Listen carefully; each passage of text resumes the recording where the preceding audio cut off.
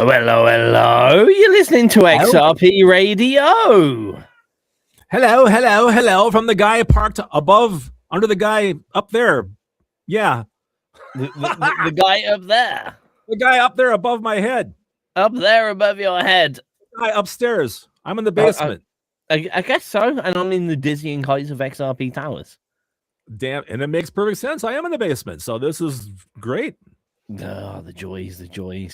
Today, once again, we're going to be bringing you topics, tangents, and tunes. We have show and tell. We have what's for dinner. But more importantly, we have the topic of the day, which is influences, but not just your typical influences. Don't be like, I was influenced by Slipknot to make Doom. No, we're talking about those real people in the life, the parents that spurred you on to enjoy your creativity. Those people in your band or musicians that you've worked with on your solo projects or duets that have made your creativity shine, or even artists that have inspired you. You know, actual what do you call it? Painted medium, like physical medium. Physical, beautiful, look at it artwork. Tactile. Tactile art that has then made you go, you know what? That makes me want to make a song. Anything like that out of the normal stuff. That's what we're talking about today. And we also have a list of hot picks from Craig. We do. Today's list features bands such as Smoking Ocean, Badlander, Destroy the Moon, Michael David Wolf, Brother Dynamite, Afterdome, and the amazing Baba and his Black Sheep. Plus, we'll play music by you guys right here, right now. Yep. As long as you're here and you get involved. That's all we ask. We want to have a chat and we want to enjoy some music. Was that you? Yeah, sorry. I hate when that happens. Excuse me. Pardon me. Must be that Scottish food. It is. It's a hell of a haggis. Bad Haggis. Yeah, that's a good band name as well. I'd be in Bad Haggis. Be all right. Yep. In Bad Haggis. Bad Haggis. What is the problem? Why are you so moany today? She wants to be on the show. Usually we don't get interrupted by K-Face this much until much later, at least. When she's really hungry. Very true. So, as per usual, whilst I start doing all the quick little buttons that make people turn up here, should we have our first track of the day? Well, certainly. Our first track today, kids, is Count Me Out by Smoking Ocean. Kids? Kids! Everybody's younger than me! Woo! There's a riff.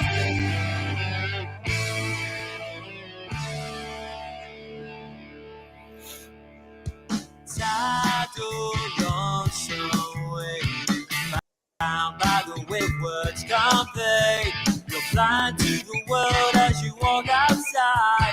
I play and pretend with those warning signs. Now we never said that I'm in till there was you. Changing the script, I'm now in. I never wanted. Count me out, count me out.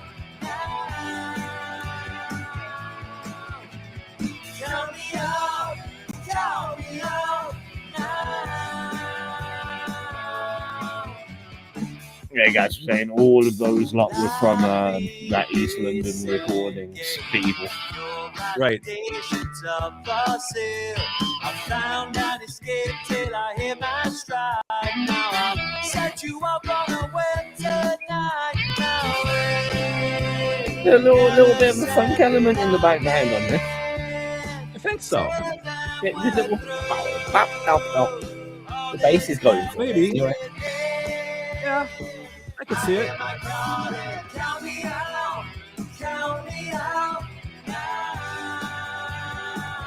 What got me was the guitar riff in the start. I'm like, yeah, okay, this hooked me. You know me, first 30 seconds, you know. Count me out.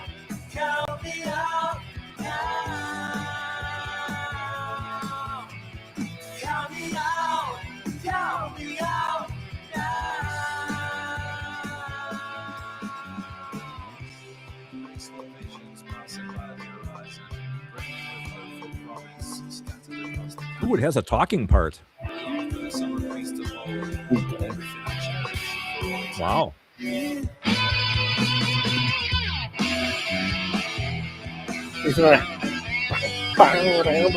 Yeah. Bang.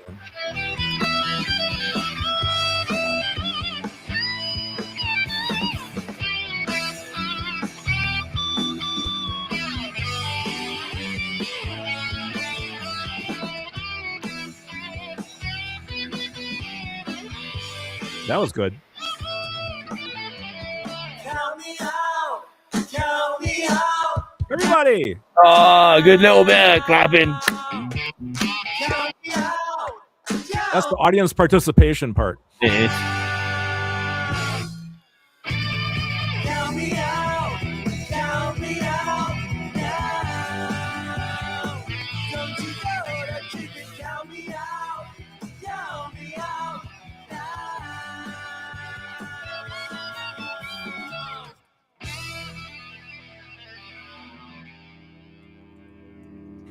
Nice ending. Yeah. XRP.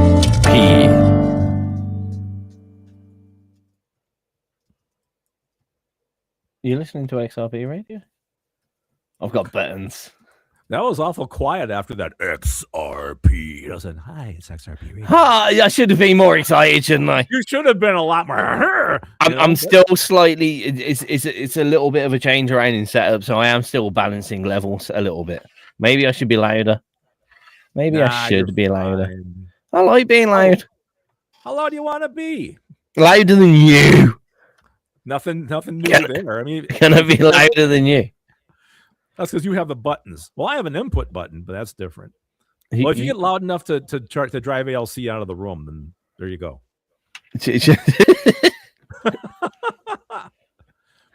That's not too hard, apparently. I love her trying to be incognito back there. That's pretty funny. The only problem is, as soon as I do this, she becomes cognito. I know you see your head, yeah. We should all have wigs and pull them over. That worked too well.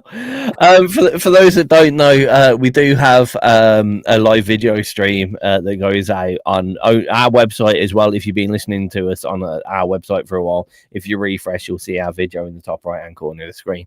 Also on YouTube, Twitch, Facebook, Instagram, and various pages across the Facebook as well. Those live streams, because of the way social media works, they don't like people just playing music. They don't want DJs on there and you get taken down straight away. So we speak over it on social media, and we'll be talking about the tunes and what's coming up next in the show, and some menial banter as well. If you want to hear the uninterrupted tracks, stick to xrpradio.co.uk or go to various mediums on like TuneIn, or you can get us on Alexa. Just say, hey Alexa, play XRP Radio. And if it doesn't work, you might have to say, hey Alexa, install the XRP Radio skill. And hopefully there's loads of people with Alexas in their room, and that's just happened for them.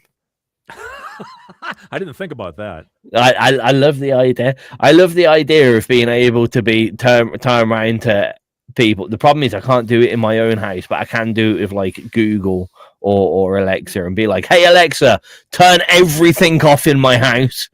And for everyone that's got a smart house. Like the self-destruct command or something. Yeah, because if someone on the radio said that loud and said it about Siri and said, right, do that, but this show would end like that instantly. This show would finish, and I would have to reboot my computer. Yeah, that would not be good. It would not be good. It would not be good. You're meant to be talking about influences and not the influence technology has over the entirety of my life. That's a whole nother episode, folks. That's a whole episode. That is when computers start taking over the world instead of insane orange people with silly hair. But that's another episode as well. Another episode as well. Yes, we're not lacking for material, if nothing else. So we usually start off with ourselves anyway, regarding influences. Well, regarding whatever the topic is of the day. Craig, we're talking influences. Those people. I want to talk real people, because I know we can say like, oh yeah, I've been influenced by Pink Floyd because of the guitar riffs. Oh man, yeah, Just Gary sound Newman. good. Gary Newman is my synth god. Yes. Yeah. Every note I play is because of him. Yes.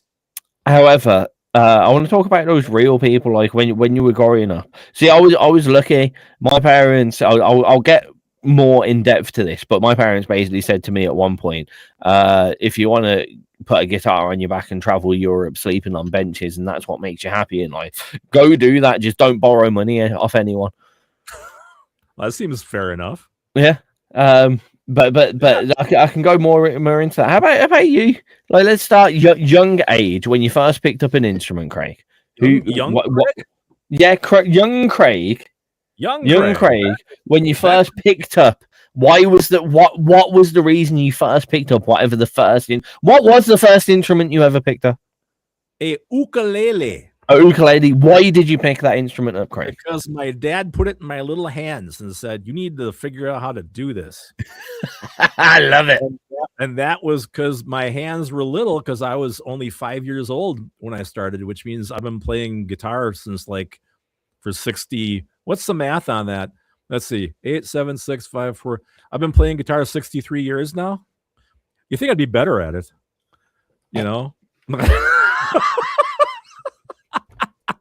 No, the whole story. Sorry about that, man. Spit take. Don't say funny things when I'm drinking, you bastard. I'm so sorry, boss. No. I put this out. It's out in my bio and whatnot. My family there was 3 of us. I'm an only child, and my mom and dad both played several different instruments. And my dad was the guitar player, and my mom played guitar, keyboards. I think a little violin, if I remember correctly, as well. So they used to play together all the time. And when I got old enough, I wanted to join in. Like every Saturday night was like a jam session between the 3 of us. Well, originally I wanted a drum set, but we lived in an apartment building and drums were not going to be an option. Yeah. So I started out with we had empty coffee cans, and I had a couple of pencils I'd bang on to kind of keep time. And that's where we started. And then my dad said, are you kind of interested in doing this type of thing? And I said, yeah, because I'm a little guy. And he said, well, I'll teach you ukulele, because Dad had one laying around the house, and the chords are pretty similar to a 6-string at that point. I mean, it's like a 1-finger G chord, I believe, or something and stuff like that. So he started teaching me that, and then from there on, I branched out into acoustic guitar, and then my dad worked at a department store at the time selling furniture when I got older. And he brought home a $14 electric guitar for me that he had found in the bargain room at the store he worked at. And he got you could get a $14 guitar nowadays. $14 guitar, dude. That's what I started with. It had microphonic pickups, so you could yell into the pickups. I hear him back to the amp. Yes. And he had this old tube amplifier from the 1940s. It was like a Supro amp or something like that. Oh, my dad also played Hawaiian lap steel guitar, which is like pedal steel, but you put it on your lap and you just have a slide and you go back and forth. That's what my dad played around the house too. And so when he gave me this electric guitar, I had his 1940s tube amp that I plug into. And I am not kidding when I say this. When the amp got so old, it would start sending electricity back up through the strings. Like I'd get zapped once in a while when I'd play it. That's how old that thing was. But so my mom and dad were very, very supportive of me, just playing. And, when my friends were out playing football or baseball or whatever, I was in my bedroom with a little cheap transistor radio, listening to the AM radio stations and my guitar in my lap, trying to figure out how to play all these things. And they gave me guitar lessons when I was in 3rd grade. I lasted about 6 months before I got bored of it. So everything else was just by ear, Then, of course, when I got older, and I joined my first cover band at 19, my dad would come out and watch us, and he was very, very proud. But it was pretty much just my parents. Well, I learned keyboard too, because we had one of those big old Lowry organs in the living room with the double keyboard, with the built-in drum machine. Like that, that shit. Yes, we had one of those. So Mom taught me keys on that, so I could play guitar and keys, not, I don't know how well, but when early on. So that's been, and unfortunately they both passed. I lost my mom at an early age, and my dad just 10 years or so ago. And so they're not here to see the stuff I do now, which I'm sure they'd be super proud, but yeah, that was my start. So That's how about cool, you? Man. Me? Like, to be fair, I remember, so my dad was always very musical. He played a lot of music. There was always music on CDs and records on in the house, like from an early age. He kind of drifted off a bit, and it was a little bit less so later on. But I remember, at least up until I was kind of 10, he was very, very, he listened to a lot of music, and then occasionally he'd break out his he had an acoustic guitar which you could play, your basic chords on and strum a little bit of Bob Dylan and all that kind of stuff. Yeah. And I remember I'd pick that up and he'd be like, play this chord. And I was like, I'm never going to be a musician ever, because it was so hard to press down the notes on his guitar. His action, you could fit like 2 2B pencils behind. It was ridiculous. So For ages, I was like, oh, I'll just enjoy music from afar. But to be fair, I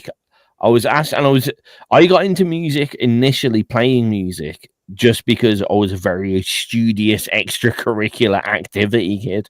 And I was offered, they were like, oh, you're a studious extracurricular activity kid that does everything good.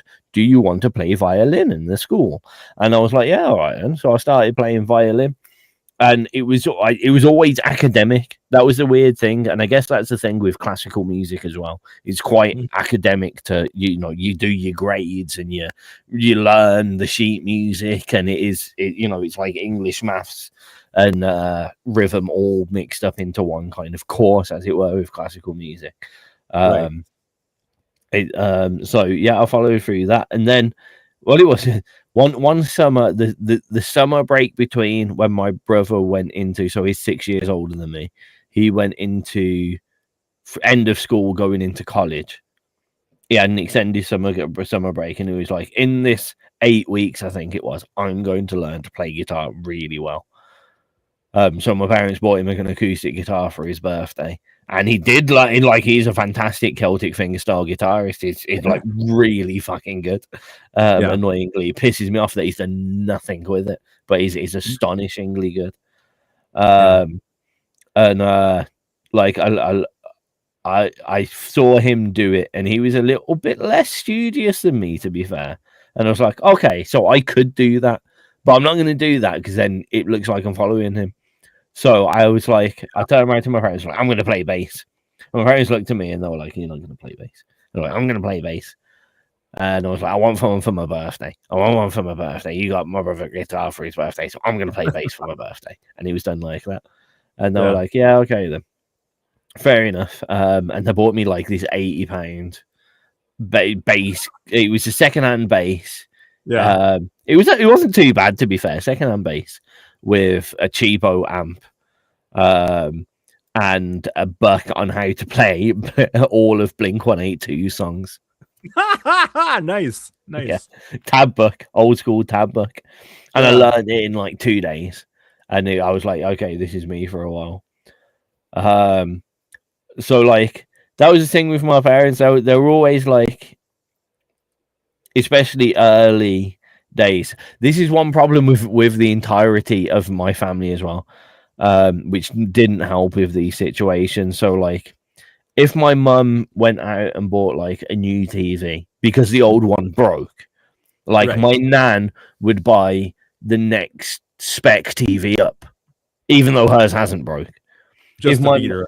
Yeah, my mum, when we were, I can't remember, I was probably about 9-10 years old, we bought our first PC computer for the house. It was like £1,000, and it was like a whole big deal.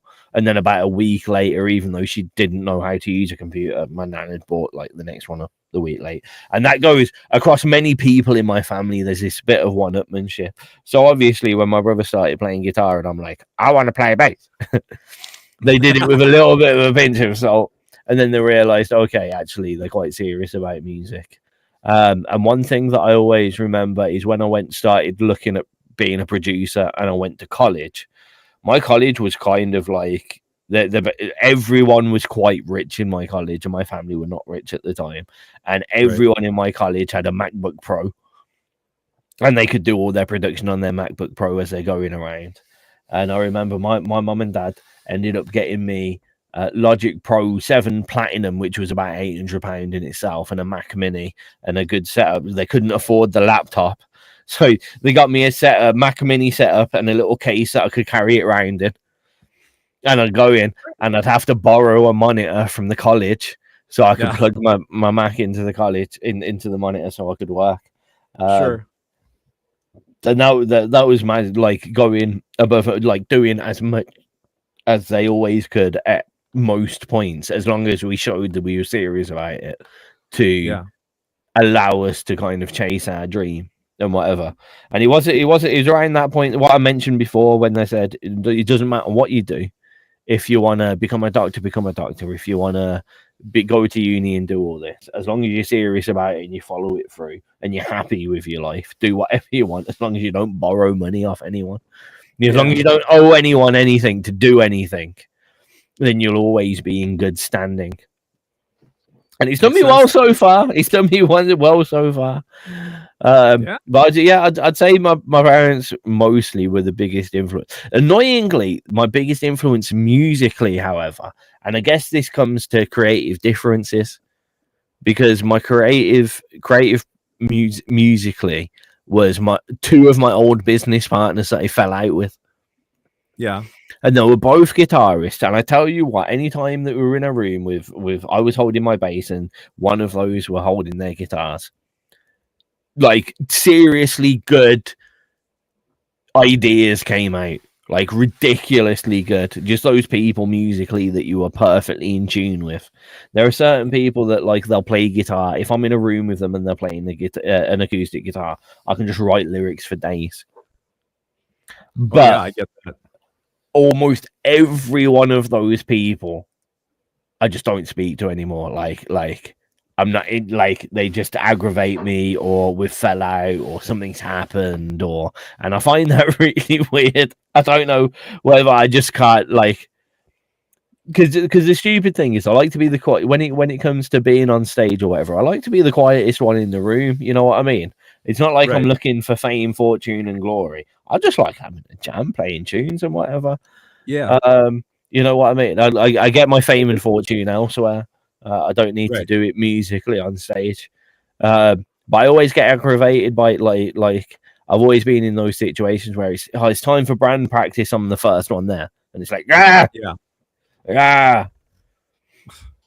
fucking annoying. Like if who have you played with? Like, is there any? I know recently there's been. I want to say. Why do I want to say Desperate Dan? No, Dirty Dan. Dirty Dan. There we go. I know you spoke a lot of. But not only him, but now I've. Desperate Dan's the comic book, isn't it? Yeah, Desperate Dan's comic book. No, Dirty Dan, who is his Mark Walters, my friend, has been very helpful creative-wise. But now I'm really getting to be friends with my friend Jim Elander, who is that's the fellow that played violin on my last song. On Temple of the Sun. And he is about my age, about a year younger, but he has a big Logic Pro studio, excuse me, in his basement, and he writes as well.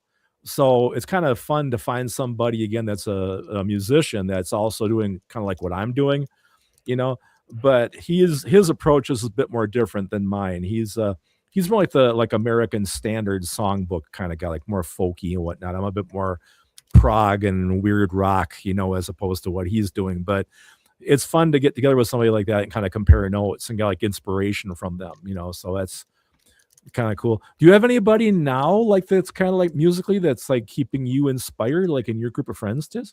The closest one that makes me get off my ass, honestly, is you, to be fair. Really? Mostly because you're the first one in a long time that, and I didn't even mean it to happen, but I've been like, oh, I just kind of jammed this down, and then you came back with something that was really good. Yeah, a lot of like if I'm making music on my own, 9 times out of 10 I've got to have a reason to do it, and 9 times out of 10 it's because I'm pissed off with something. I don't want to scream down a microphone, and I want to shout about something, and that's probably coming very soon with the state of the geopolitics at the moment.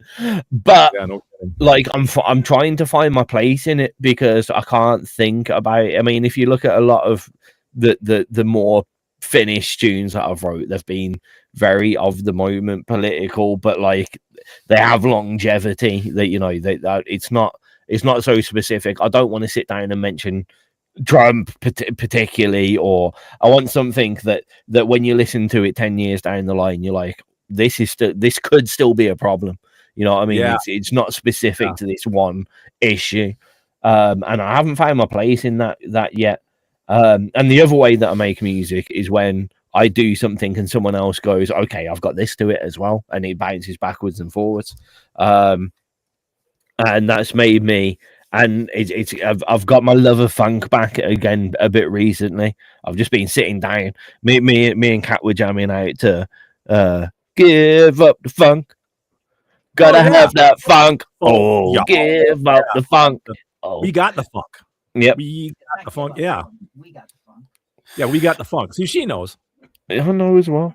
It is also give up the funk. The very funky. No, it's not, man. It's we got the funk. They say give up the funk in it. I'm sure of it. No, they don't. Don't you ever argue about music. Coming over. That had the lyric. We got the funk. We got the funk, y'all. Parliament, give up the funk. Tear the roof off the sucker. Yeah, it's give up the funk. Fuck off. What? You are Mandela affecting it. No. Say what? Parliament, give it. Do I have to ruin XRP's PRS license and play it live right now? But that's not the same song. It is the Positive Force. That's the song that we were listening to. No. Tear the roof off the sucker. Tear the roof off the sucker. No, we tear the roof off the sucker. That's what we were listening to. That's a different song. That's Positive Force. This is what we were listening to the other day. No, it's not. It's not. It's not, because this is in my playlist and I picked it. No, I can go and check on my music and go to my recently played, and I can tell you that it was Parliament because I like Parliament. It's not that one. It starts. Oh, you. Stop saying it's that one. I know it's this one. I know it's this one because it's in my recently played. That's this one. Stop it.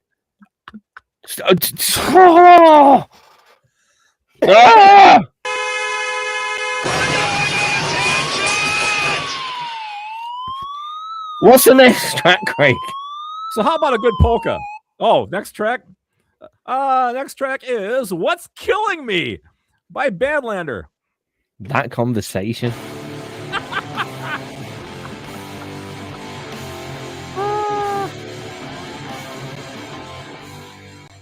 We got the funk. Gotta have that funk, y'all.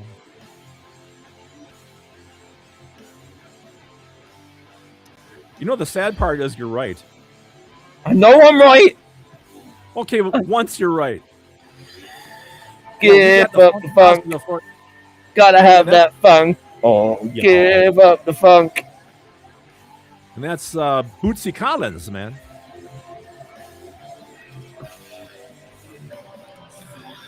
Give up das funk. Yeah, that's not even. We want the funk. Give up the funk. Oh, we need the funk. We gotta have that funk. Oh, we want the funk. Give up the funk. Oh, I know this is the song. Tear the roof off the sucker. Tear the roof off the sucker. Tear the roof off the sucker. Tear the roof off the sucker. Gotta have that funk. Then it has great lyrics like la la la la la la la la la la. Do do do do do do do. Wow. La la la la la la la la la. You might actually be right about something. I know I'm right about it. I know for a fact it's Give Up the Funk by Parliament. Like, I played it twice in a row yesterday. It's in my recently played as twice in a row. We both jammed down to it. I don't know how it's no. There is no about it.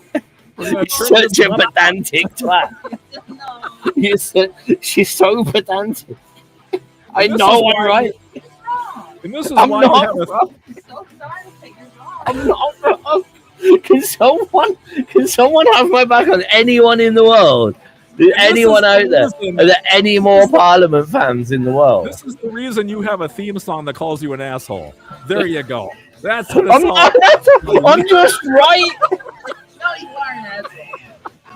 That's what I need to get Booms to put in. If you go for asshole, they need a little speech bubble that just says, "No, I'm just right." Yeah, right. Oh man. Yeah. Okay. All right. I'm surprised. Kind Machine has not bailed out of the chat box. Impressive. Catherine's like desperately trying to find something on the internet to prove I'm Matt, right. give it up. He's right. I verified it on my side. Greg's verified that I'm right. He was right. Because he does know his boots. Don't fuck with me with funk. You can't fuck with the funk. Just give up the funk. Give up the funk. I've got to have that funk. Oh. Don't fuck with the funk. Oh man, there's a song title. Don't fuck with the funk. Y'all. Oh my god. Okay. Well, the show was off to a pretty sensible start, and then that was it. Oh man. Right, anyway. Obi-Wan, you should not have come back. Foolish of you to return. Oh man. Oh. That sent me on the... My head's on the tangent there. Yeah.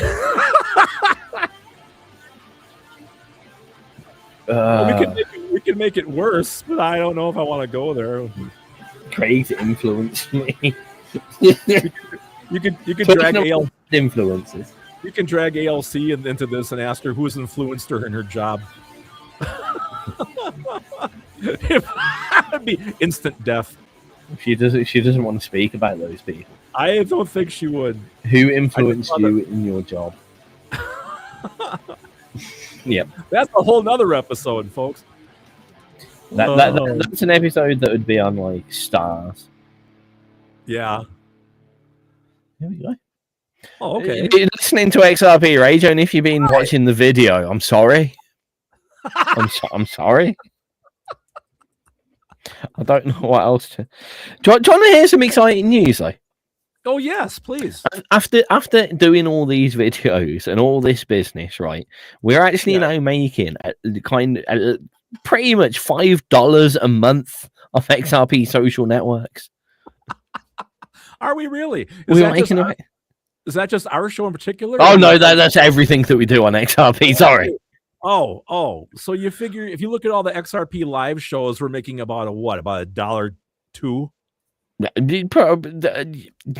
Yeah. Well, no, I mean it's 90% with the social stuff on video wise. It's pretty much just this show and the tag show. So I guess we could say we're making about $2.50ish a month. I'll have my driver bring the limo around then to take me over to the store. Yeah, but it's something, progression and all that. Well, we did say it would take some time to build an empire. Look, right? you know what? Rome wasn't built in a day, baby. I mean, how long have you been on the air? What, Craig and Tiz show? A year and a half? Yeah. Well, there you go. And we're making $2.03 a year. No, a month. Oh, a month. A month, yeah. Well, I want more money. Whatever I'm making now, I want. That basically pays for the difference between the $10 you already give me and what we need to pay to keep it going. Well, the hard part is that with the conversion rate, I give you 13, but you get 10. What a rip-off that is. It's well, I mean, like, if you signed up to. There's Cake Face. She's complaining as well. Everyone complains to me about money these days. I don't know. Yes, I know. Lord. Where were we? Oh dear, the Kind Machine's not watching the video, so it's all good. Fair play to you. I don't blame you. Why are you not watching the video? That's the most entertaining part of the entire show. Yeah, but he can't listen to the actual good music that he wants to listen to. Well, I suppose if I was watching, well, I've told you before, I play this back about 2:00 in the morning at double speed. It's much funnier. What was the Kind Machine saying about in influences? Oh, that's way back. The first instrument he played was a crappy old classical guitar, unplayable above the 5th fret. But the first synth, that is a first synth. That is my dream synth. If I could own a Korg MS-20 right now, I would be so happy. That would, if I had a Korg MS-20, Kate Face agrees. If I could have a Korg MS-20, I would make so much music. I would make more music than you could ever imagine. I love that piece of equipment. It would all be monophonic, though. No, it would be better than monophonic. I would patch it in to everything that I have here. Like I use the Korg IMS-20 app on the iPad so much, and then they stopped supporting it for some reason, and it was my favorite tool to use. It was just so good. It's a great piece of kit. If I recall correctly, couldn't you take external signals and route them through the filters in that thing using the patch bay built on top of it? You could patch anything. Yeah, right. You could literally patch anything. It was absolutely fantastic. It was just like it's a keyboard, patch bay. Right. What the good thing that the IMS-20 did pair it with a drum machine as well, which worked really well. That's cool. To be fair, I want the IMS-20 app again. I was not a Korg guy. I was a Roland guy. My first synth I bought was the JX3P, which was Roland's first MIDI synth, actually. So that was a big deal back then, because all there was back then was those drum machines too. You could sync it up and use control voltage, so your synth would start the drum machine at the same time. You hear like a sequencer going on the synth, because it was all hardware sequencers back then, built into the keyboard. So there was none of this software that came later, So anyway, there was that. I just went into the App Store archives for the IMS-20 just to see if I could get a copy. It won't let me download it, but it literally says Korg IMS-20, legendary synthesizer. I think I have it on my iPad still, but I have a really old iPad with the old operating system. I wish I could have it. Yeah. I'm going to say, it won't give. Yeah, because I got a super old iPad. I used to have it on my phone as well. Oh, okay. Oh, you're a JX3P guy. Yeah, I finally sold it when I got my, I have a Juno DS now, and I love that. That's like it has an expansion on it and stuff like world sounds and stuff like orchestral and world, and I love it. It's my go-to synth right now. But yeah, that's where I got my synthesizer chops. I know this is a little bit of a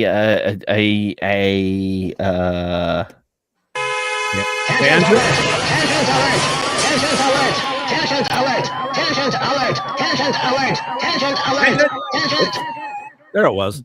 However, would you say, are there any like pieces of equipment that have influenced you? Like, have you just picked up a guitar and been like, wow, this is like, now I have to make a tune, and this is the tune that we're making? Yes, because I'm always chasing the perfect tone. Like every other guitarist in the world, I'm always chasing that sound in my head, right? And for me, it was the Pod 3.0, the little red kidney bean shaped thing. Because I didn't like amps. I started out with amps. I used to run PV amps back in the day. Then I had a big Marshall 412 bottom and a 100-watt head. And, you had to play so loud to get the distortion you wanted and the saturation you wanted. Then I discovered modeling early on. I'm like an early modeling adapter.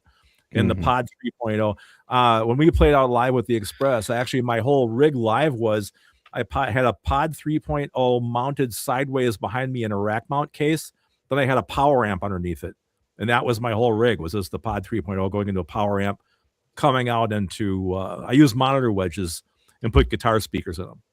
And that was my live rig forever and ever and ever. But yeah, the tones on that really inspired me to write. And I'm always chasing tone. probably my best setup right now is I'm using the Tonex pedal. If you guys ever heard of Tonex by IK Multimedia, it's a modeling pedal. You can model amps into it. You can download different amp models and whatnot.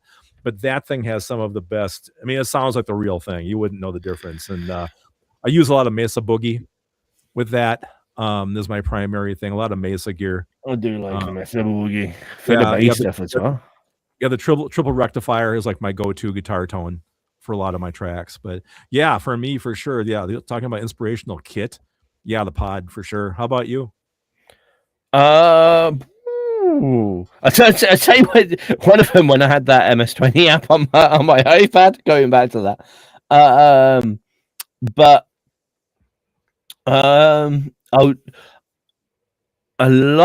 weirdly, a lot of my music ended up, I guess, being made on that shithouse PC Yamaha guitar, acoustic guitar that I've got up there. And I think, I know this might sound a little bit weird, but like, I mean, I had my Washburn Hammerhead, which I would love to fix. Stupidly expensive bass that's in a state now because it got stuck in an attic when I couldn't use it and it rusted. But like, you know, I had Nano Web Elixir strings on it. I had everything tuned in absolutely perfectly, and it was a joy to play. But that guitar is such a shithouse piece of crap. Like I can treat it badly, you know what I mean?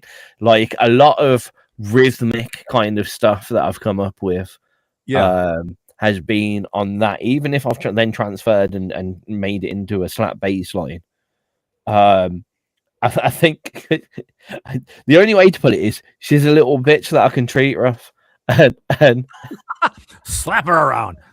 Yeah. You can lose and because of that, you don't need to stay around like that. She is. So like I can like, you know, make the E string like rattle and sound horrible and make it sound good from that. And it I can you know, whenever I'm writing and I'm using that guitar, it is like I care a lot and a little about it. You know, I'll just throw it down on the sofa. It doesn't need to. The humidity doesn't matter. It doesn't matter if like I've ran downstairs to grab a drink and I've left it leaning up against a radiator. You know, not people would hate how badly I treated that guitar. It doesn't matter if like I'm eating and I've got like burger in my mouth. There is literally sauce on the front of that guitar. Poor thing. You know, it's been treated absolutely rotten. There's notches out it. There's, you know, I've walked around when I was younger. I've been out to, you know, like when you hang out with your mates at the local park, it's just been strapped to my back and it's got knocked off gravel floors and it's still playable and it's still in tune and it still holds a tune. So yeah, amongst everything else, like I got the KRK Rockets. They influenced me to take music production more seriously because I could hear it better. But ironically, it is the cheaper, weirder little bits that have spurred me to make more. I really did think after I kitted this room, I mean, it's a fantastic studio that I've got set up here at the moment. And I haven't really made any music in it. It's been great for doing radio. It's been great for like when I had Mish here to master all his music. It's been great for stuff like that. But I really thought it would inspire me to just like have a room, a dedicated room to constantly make music in that's always set up. It's not going to make me any effort. All I need to do is sit down in here with the instruments and start creating. And it's actually, the cheapo little bits. Like I've done more sitting in the living room with a cheapo little practice amp and my bass, recording into my phone and then sending it to you than I have in this absolutely swanky studio. Which is ridiculous to think of, really. But there you are. Well, you know, creativity finds you where you're at, right? It doesn't like, you know, sometimes the best stuff happens when you're not in the studio. One of my biggest issues is I get most inspired musically. Like I could have a whole tune in my head just about 5 minutes after Cat goes to sleep. Yeah. And I No, can't do anything about it. There's zilch I can do about it. You know, it's so funny you say that. This is kind of a tangent a little bit, but I apologize beforehand. I think I said in last week's show, I'm thinking about writing something a lot more simplistic, like really more like 3 chords and whatnot, like old-fashioned rock and roll stuff, you know, like your AC/DC type solid old rock. And I had a thing that I had written, and I wasn't happy with that. So the other night, I was just back in my game room about 1 o'clock in the morning, and I grabbed a sheet of paper and a pen, and in 5 minutes, I scratched out this whole thing. And I went downstairs here to try to put some music to it. Can't stand it because it's simple, but it's so simple it bores me. So it's like, you know. I think, have you ever thought about taking that the way that like a lot of the more electro produced things like Foxtrot, Baltic States, or even who was it that did all the minimalist stuff now? Hats Off Gentlemen, It's Adequate, if you remember that. I've heard of them. Taking something that is really, really kind of boring, but adding so many different layers and bringing them in and out that it then becomes interesting. You know, it is literally that drone pretty much all the way through, but there is so much addition around it that you forget that it is so simple and boring. Well, it would kind of not boring, but you know what I mean. No, I get it what you're saying. Yeah, because the whole idea of the song is it talks about how you can pretty much play anything with A, G, and D. The name of the song was A, G, and D, actually. You know, just talking about how it's really great power chords and whatnot, what you can do with it. So if I started adding more, you know, layers behind it and synths and whatnot, it would kind of defeat the idea of the lyric. If you keep it in, I mean, it depends how long you want to make the song, but here's another bit of inspiration for you. If you, it could start off being like, look what any song can be made with A, D, and G. Look what else you can make with A, D, and G. That's true. I think I've told you guys that story too. Like my dad, when I was a little kid, you know, and he was teaching me guitar, right? He said, Craig, 90% of the songs you're ever going to hear in your life, you can play with, what was it? G, C, and no, it was, G, C, and D. Every song, G, C, and D. And God, if he didn't know a song, he would just bullshit his way through it playing G, C, and D, which was amazing. I used to see him do it playing in front of people, you know, but he wasn't wrong. You know? True. I'll make it work. Kai Machine, going back a little bit, he was talking about the first synth he purchased, talking about gears. He purchased it new in 87, a Roland D50. That really inspired him, and he still got it today, and he'll never ever sell it. How much you want for it, Kai Machine? How much you want for the Roland D50?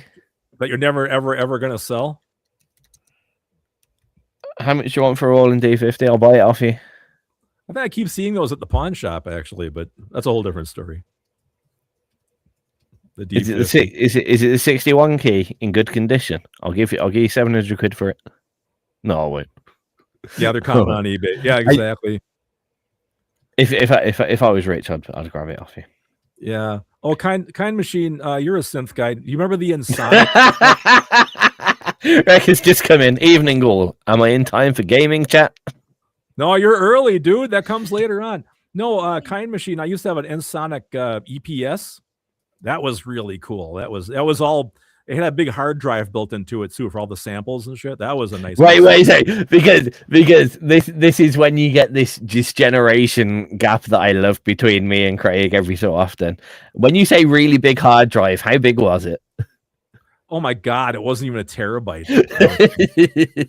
You know, like 500 gig or something. You know, it had all the, because that thing had everything was on floppies, right? It's like a violin. Yeah, I was going to say. You could put it in, hit load, right? Yeah, that's how long that was. What, you on about 500 gigabyte? Are you on a 500 bit? I just bought this is going to jump the gun on record here. I just bought a 13 terabyte video gaming retro drive with 107,000 games on it. That does sound moderately exciting. It's super cool, man. I could spend half the show talking about how neat this is. It's like everything ever made, every arcade machine ever made, every home console ever made. It's all right there, and it kicks. I would really like to have that. That would be a very nice present. I can put the link up in the chat if you guys want to pick one up. Please do actually. Anyway, oh, cool. Even though it'll be well, you don't have to put it in the chat, but well, you can put it in the chat. Other people might be interested, but I definitely want one. I know you're going to send me like a US link, and I'm going to have to find the equivalent. It's going to be an Amazon US link, yeah, for sure. Yeah, but you know, I'm does it have Halo 3 on Xbox 360? You reckon? Let me think. It might. It has 360. It has the original Xbox. Perfect. Yeah. Perfect. Let me just find it. You go ahead. It looks like a very exciting thing. Why are you saying you're not allowed to comment in the background? He asks everybody he encounters that's ever played an emulator if it has Halo 3 on it. I want to play Halo 3. Well, you're gonna get it if you buy this. Hold on. And I want to play a lot of the other games. I bet there's so many things that I want to play on it. Oh, dude. And the cool thing is like it's almost like plug and play like with an Xbox One controller. It's all pre-mapped and everything. It is badass. I need it. Okay, a link is on the way. Boop. Whee! Oh, Cake Face is excited as well. Yes. Yeah, try to see if that does anything for you. This item cannot be shipped to your country. No. Bastards. Does it have asteroids? Yes. It has the original asteroids off of the Vectrex. You have this? I think so. Yes. How do you have this? It's sitting right on top of my computer, sir. Christmas one year. I want it now, though. Oh, well. It took about 6 weeks to get here from frickin' China, but it kicks ass. Yeah, I can see. I can see lots of options in the UK. And the thing too, like if you search for that on YouTube, there's a bunch of guys doing reviews on it, so you can see like all the. It has, let's see, it has 7 different front ends, different emulators and stuff. But go to YouTube and look for it's called the P-Prit gaming drive, 14 gig. And it's excuse me, 14 terabyte. All the reviews are right there, and people love it. But I'm loving the thing. But it's so much. It's got everything. It seems the brand for the UK is a Kinhank. You don't want the Kinhank. That's I different. don't want the Kinhank. No, you want it's gonna be called P-Prit or B-Brit. That's the China one. P-E-A-P-R-I-T. P-E-A-P-E-R-T. No. P-E-A-P-R-I-T. P-Prit. Oh, there we go. That's the one you want. Not as soon as I type in that, it just comes up with Kinhank. Oh no, I found it. Oh, yeah, they're unavailable. Oh well. Anyway, let's not shop on Amazon Live on the radio. I know. Donkey Kong. I got excited. Well, I feel bad for Wrecker. He showed up. Good thing you guys aren't talking about games, and there I go start talking about games. Should we talk about what the next tune is? Let's do it. The next song is Looks Like Revenge by Destroy the Moon. Yeah, because the Kinhank is only 12 terabyte, which is only 2 terabyte less than what I've got, but the Kinhank is still good. Oh, okay. But the P-Print is like the hot one right now, if you can find it. It's currently unavailable. Okay, funny that I can get it here in the States. That's because you're in the States. Oh, Tiz, it's also. I love China. China all the time. I was gonna say do you guys have AliExpress? It's on there. It's on AliExpress, is it? Yes. ALC's just started looking at ALC. ALC may have accidentally ordered 6,000 pairs of underwear. 3,000 pairs of underwear off AliExpress. No, that's half as bad. No, look for it because it's a lot cheaper on AliExpress, man. Okay. AliExpress won't be the way. I bought it on Amazon because I figured I have the Amazon return policy, right? In case it's piece of shit. But AliExpress is where most guys are buying it from.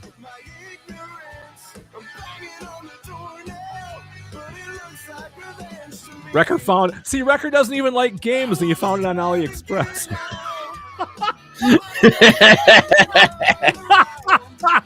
I love that. That's great. The record don't play no games. Don't play no games. We're gonna convert him yet, man. This time next year, he's going to be like, I've just completed Final Fantasy 18. Yeah. Oh, by the way, the drive I have also has Final Fantasy 7 Rebirth. Oh, Is on okay. there. It can run some high-powered shit. It has Elden Ring too. That's impressive. So you got to have a decent processor in your machine.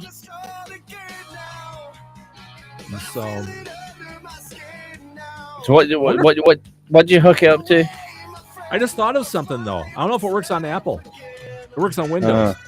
Oh fuck! I'm sorry.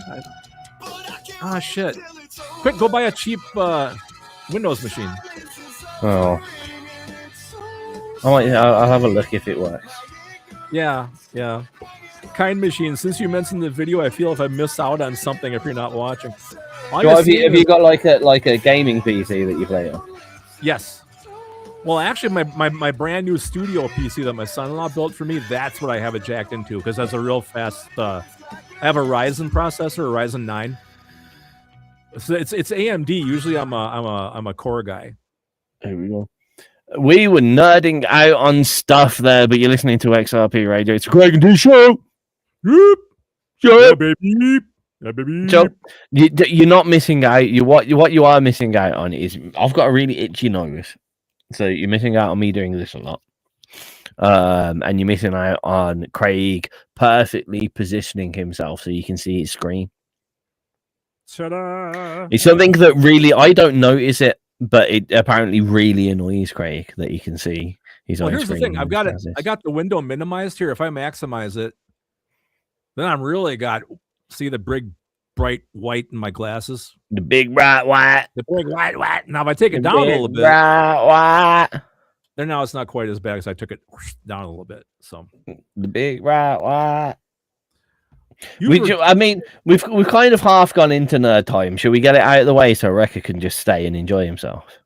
Yeah, I suppose. Wow, Cakewalk. They still make Cakewalk? I had that on my Apple II, I think. The Cakewalk, really? Holy shit. They still make that, man? It's got to be way better than it used to be. It's got to be like, they've got to have some brand new. Oh, yeah, it's looking good. I remember when you just dragged in your little things. It looks like a whole goddamn studio. It looks really neat, actually. They must have really jacked that up, man. I mean, but yeah, it's Cakewalk. They've got Sonar and next a streamlined music creation tool for today's desktop flows. And Sonar is the classic powerhouse digital audio workstation, free to start. You got to remember, man, when I started computers, right? Last time I looked at Cakewalk, were green screen, right? Green screen, text, green and green or yellow. That's when I started playing with computers. So we had Zork. Remember Zork? Last time I saw Cakewalk, it was a state. Zork. Remember Zork? You are facing north. There's a dragon ahead. Zork. Mind Inquisitor. Yeah. Now we have Cake Face, Cakewalk. You know. Oh shit. Cakewalk is completely shot out my head there. I'm like, do people still use? I get shocked to when people say Fruity Loops these days, and I realize it's a whole studio. It's not just that beat grid that you used to get. The free version, well, it was free. I gotta talk to Booms here quick. I think I know what he's you talking. What's he talking? I know about? he's on the line. I know. My buds are in. He's using Cakewalk. Yeah, I think sometimes it's like I won't deny. Sometimes it's just what you used to, and sometimes a name can be more than you realize. Like I still use Logic Pro, and I think I will use Logic Pro forever because when I sit down, I guess it's the same as when someone sits down at a Windows PC and opens up Microsoft Word, and then they sit down at an Apple computer and open Pages. And it's just the difference in fuel. ALC is only just getting you. I've got a new Mac set up now for her work, and she's only just getting used to it now. Apples are it's like talking German, then going over to Japanese. See, I didn't think that much. It's just like you need to get used to a whole new everything is still there. It's just in a slightly different place. Yeah, true. I would say it's more like me moving to Scotland and trying to figure out the local dialect. I think it's more like that. It's like everything's still there, and most of it's still, at the top of the screen, you've still got file, edit, paste, all of that kind of stuff. But like instead of a start bar, you've got a row of applications at the bottom. You know what I mean? Like there's just a few little subtle changes here and there. It's all still there. You've just got to learn the new language a little bit. But it's not a whole new language. It's still English, but instead of remember, they say mind, which is what they do up here, by the way. Right. Can you mind that? Or Ken? Ken is no, and mind is remember. I don't mind it. Do you ken it? Because I don't mind it. When you get on the subway and it's mind the gap. Mind the gap. I guess you do remember the gap. No, that was a clothing store over here, but that's something different. But anyway, that's neither here nor there. Oh dear. I did start this whole segment by trying to say, let's get all the nerdy stuff out of the way so Wreck is here, and then we ended up wherever we just got to. We were talking about game drives with 107,000 games on them. We were talking about that. How about this one as a nerdy thing? If there could be any game in your entire life that could be like remade to modern standards, easy, but still hold its charm, what would it be? Loaded from PlayStation 1. Really? You ever play Loaded? Fantastic. Like the demo of it. It was great. You're like in an insane asylum or something, and you're trying to escape, and you got all these upgraded weapons. Top-down view, top-down shooter, wasn't it? Yeah. Fantastic game, man. I love that game. You one direction stick was the direction you were shooting in, and the other one was, and you pretty much just shoot 24/7. You don't stop shooting. The one guy was dressed up as a big babe, and he threw like Molotov cocktails that were baby bottles. That was one of his special weapons and stuff. Yeah, I love Loaded, man. How about you? Oh, Sky. This is quite an obscure one, but Skies of Arcadia. Oh yeah, I know that off the Dreamcast. Yeah, it was on the GameCube as well. They redid it as Legend. Oh, I can't remember which one. It was on one as normal, and then they upgraded it a little bit for the other, Skies of Arcadia Legends. And there was a little bit more gameplay. Such a good game. I just thought of this. This means nothing for anything, but when you said GameCube, I think it said I have 688 GameCube games. That's crazy. That's a lot of GameCube games. They all, I mean, it's more stuff than you're ever going to play in your life, but it's just fun just to look through all the menus, Yeah. Anyway, weirdly, GameCube. I didn't have many games on a GameCube, but we had one. But what I did use a lot was there was a thing that you could sit on top of, and you could put your Game Boy Advance games in it. Yeah, and play them on the big screen. So I played a lot of Breath of Fire and Golden Sun, the Game Boy Advance versions on the big screen. But the two games, weirdly, was that Skies of Arcadia, and the other one was Super Mario Sunshine, where it was Mario and you went round with the backpack. Yeah, that's a great game, man. That was it was slated. People didn't like it, but it was one of the best Marios in my personal opinion. I think it was fantastic. I had no problem with it. Yeah, agreed. Hey, do you want to? Let's see. Would show and tell be something geeky? I've got some geeky stuff. Should we play a tune? Yeah, we're just over the halfway mark, and this is the halfway tune, so that cool. works. Let's do it. All right, this next song up is Jet Black Memories from Michael David Wolf. Not Jet That's Black a Revenge. riff. Not Jet Black Revenge. Jet Black Revenge. Yeah, good riff, huh? That's what caught me. We've got to a different level of nerd in the chat box. We're talking early 2000 operating systems now. We are. Oh my gosh. Don't kill you or make you stronger, so I must be in the title fight. Yeah, we're talking operating systems. That's great. I was Smoking Ocean. Smoking Ocean was a great song. Had a great riff.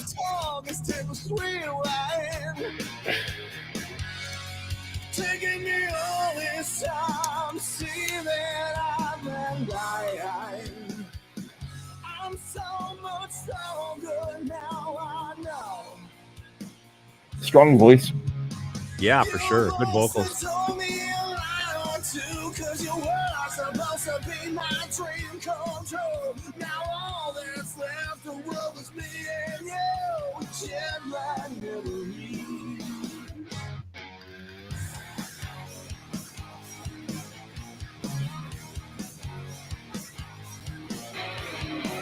Oh no. Record bought her a new laptop at New Year's and still hasn't opened the box. I would have been all over that.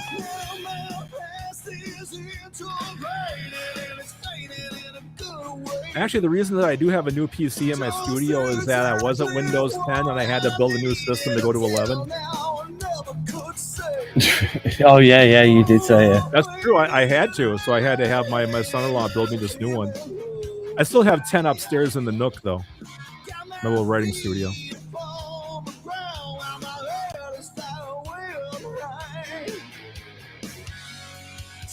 It was weird for me to go from Intel to... got blanked out on it. What's other chip? AMD. Yeah, because I've had Intel forever and ever, but he's a huge AMD guy. I'm not happy with it so far. I mean, Apple Silicon, I've been very happy with. Yeah. Just like this computer now 4 years old is like the day I bought it. Everything loads like that. It's Apple just stuff is like that. Yeah. fucking perfect. Yep. I have had a couple of laptops that have failed me, and it's been hard. It's been the screens pretty much. Yeah. The ribbons, but every physical desktop Mac that I've had can't fault it at all. Yeah, that's just the problem with Windows. It gets slowed down as you get more goop and stuff, accumulating in the drives and everything. I have to scrub mine like every time I use them. My laptop, anyway. It's slower and shit. Yeah. I mean, the Mac that Cat's using now for work, it's done her quite well, and that's 13 years old. I think the weirdest thing for me with Apple is that your mouse is really weird. It doesn't have click buttons in the front. You kind of have to tilt it the way you want it and then press down. No, I mean, I use a Magic Trackpad, so it's just like using an iPad, basically. Oh, yeah, okay. You can do your pinch to zoom and all that. But Cat's got a Magic Mouse, and it does have, you can just set it up to right, left click, and a scroll in the middle. Okay. Yeah, you just go into settings and just go right click settings, and yeah, it just works like a normal mouse. You see Record's last comment?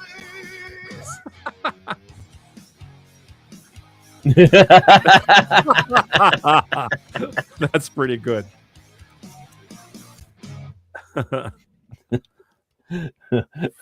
Wish we were live when we saw that comment. Record took his Mrs. old laptop into Curry's, asked what they had better than it, and the guy said everything. That's perfect. Oh well. Everything. Yeah, it kind of says something, doesn't it? Or are we going to do show and tell next? Is that what a thing was? Yeah, sure. You seem excited about it, so I'm going to let you go first because I've got to fuck about with my camera and all that. I got some pretty cool stuff. I bought some new stuff to hang in my game room upstairs, which has been sitting around on the floor now for about 3 months because we haven't gotten around to hanging it up yet. But you guys know I love Godzilla, right? Do you really? Check this out for up on the wall. I got a couple of them. That is awesome. Godzilla and Mothra. That's awesome. Yeah. That's awesome. Then I got another one here with King Ghidorah. Hang on a minute.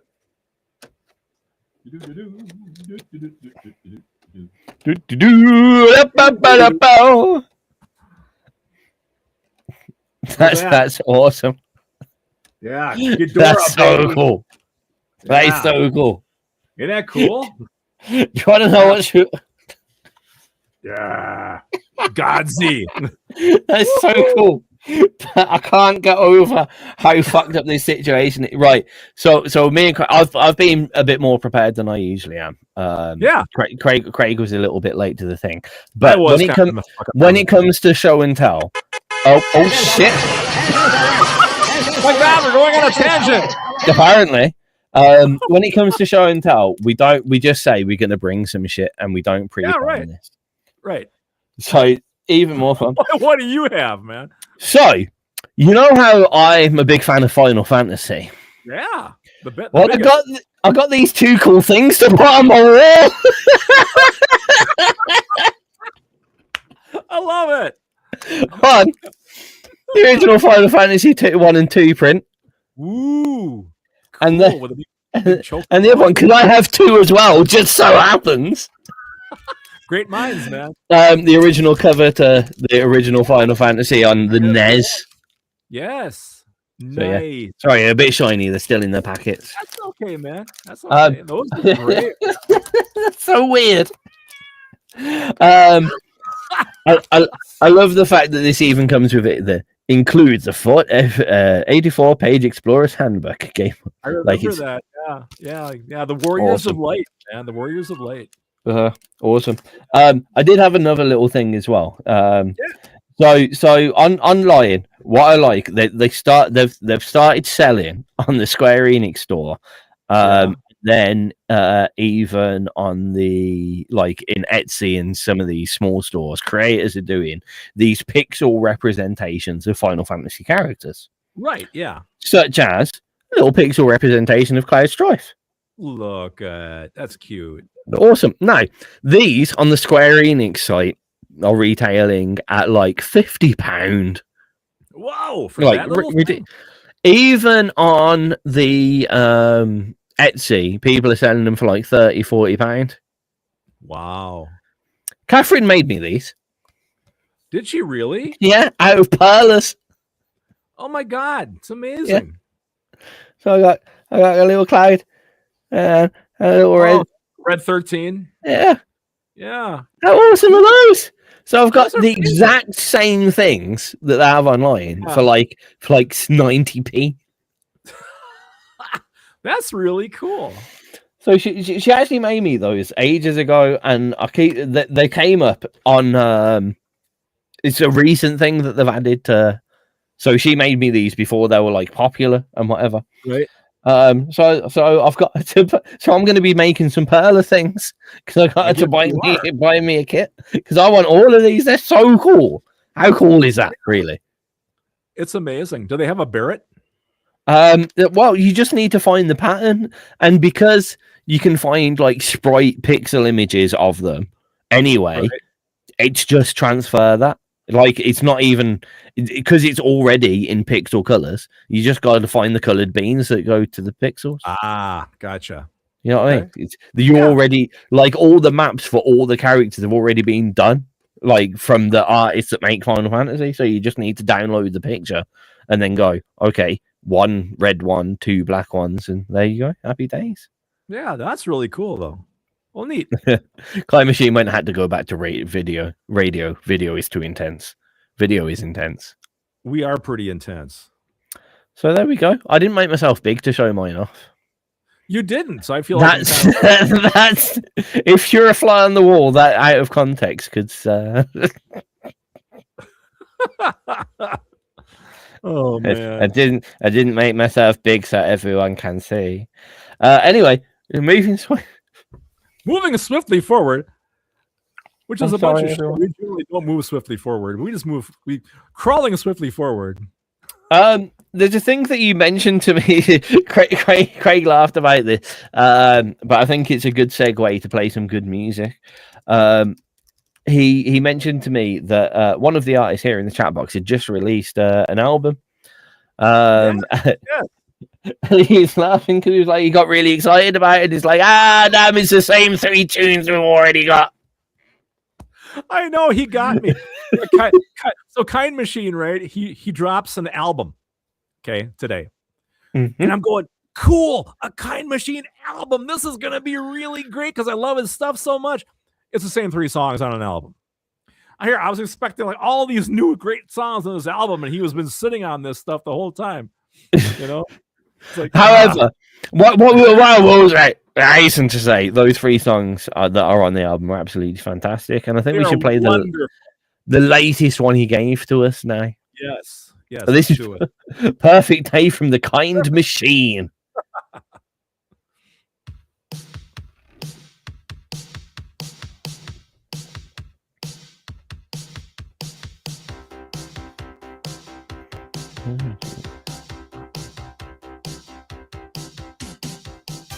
Start the morning, a brand new beat.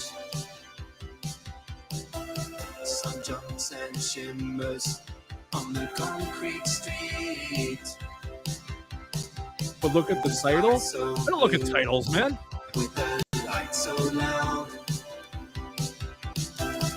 I'm a one-man party in a moving crowd. It's the comedy album. Walking like the whole is pulling me along. Everything familiar, but today it feels so strong. It's a perfect day. Got the whole world on the day. On a perfect day. Wind's got a rhythm like it's humming a tune. Every little second's got me floating in blue. And riding with the moment as the lines align. Every little detail getting clean in my mind. It's a perfect day. Got the whole world on the day. On a perfect day. It's a perfect day and I'm moving with the sound.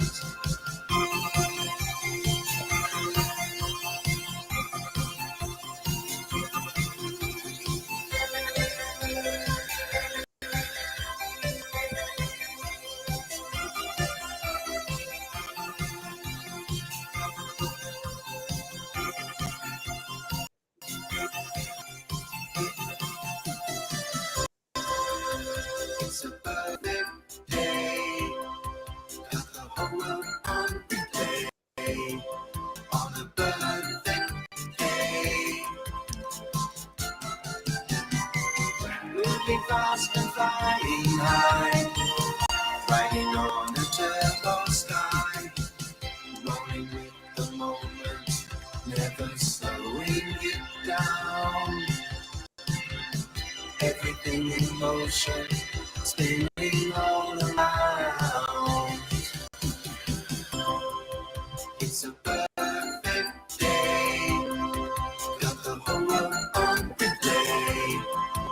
On a perfect day. It's a perfect day. Got the whole world on the day. On a perfect day. It's a perfect day. Got the whole world on the day. On a perfect day. It's a perfect day. Got the whole world on the day. It's a perfect day. It's his. The It's Kind his. Machine. I want to sell some cookies. No, I want a Kind Machine vinyl. How do I get one? I didn't see it on my He's saying- social media. I should look at Is he social saying media. if For. Buy a copy, he'll send me a cookie. Is that what he's saying? I will buy. I will buy. I tell you what. I will send you some of ALC's cookies for a copy because she makes some amazing cookies. If he can figure out some way to stuff a cookie in the vinyl, Look in the package. That might be something. Like a little incentive. A little incentive. Comes with bonus cookie. It's a coin machine. that'd be It's okay. like a vinyl. Where's the button? I press that button. This is so everyone else can get it as well. That's how you get coin machine on vinyl, I think. I love the fact that it's called Every Song That I've Ever Written. Yeah, he does have a pretty deep what's the word about discography? Discography. Discography. Yeah. Discography. So you can get the vinyl. Side A is the free track. Side B is the free tracks and is instrumental. And the CD and booklet is the same, but like all on one CD because you don't have a B side. And I want it. You should pick one up. I think I will. You do actually own a turntable. I do not. I used to. Back in the day. Sorry, I've got technical support going on live. It's very awkward. At the same time? Yeah, just in the side, someone that develops the video feed got back to me just right that second at an awkward point. Did you say you're in the middle of broadcast history? Yeah, I did. I was like, it's a little bit awkward right at the moment, but it's not a problem. But I just had to read something because what I was trying to do. It's weird that today's been very coincidental. Basically. But I was talking about the vinyls, and I want to start playing more vinyls during the show. But what I wanted to do, because I've got the fancy XRP vinyl player that I've got? Yes, I do. Yes. So I've got that, and I want a top-down camera for it so you can see the vinyl spinning just off the side on the thing. Be a cool thing. So a while ago, I'd asked them, like, is there any way without spending lots of money that we can have a double camera feed? Because, like, at the moment, they can only have my camera, and I can share a screen, and that's where we're at with it. So I see, can I get an extra camera feed? And they just told me a sneaky way of doing it. Oh, okay. So yeah, and that just happened at the wrong time. The problem is the problem with the thing that we're using is the little, on Facebook when you like messaging each other, it's just on Facebook. Right.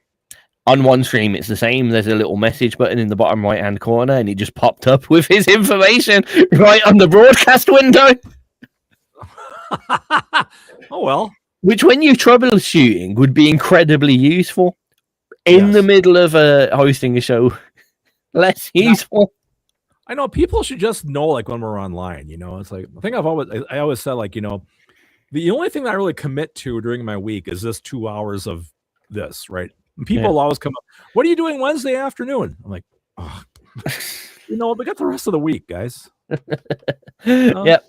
Yeah, I have realized that this is another thing as well. Yeah, it's the time where most of the DJ, I don't know whether it's because I'm live, so they know I'm sitting here in front of a computer. So if they message me, like, I can't turn around to them and be like, I'm in bed or I'm at work. They know full well where I am.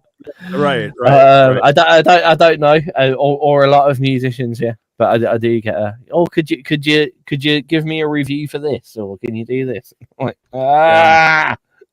Right. Dear. Okay. Did you notice me on the Facebook, guys? Hello.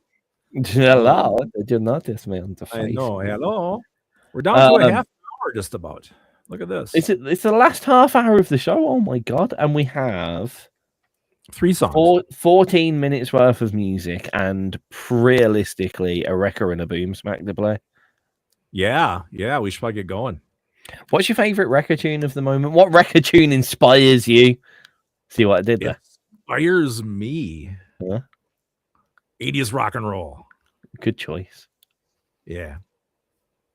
Yeah. Yeah. Yeah. Yeah.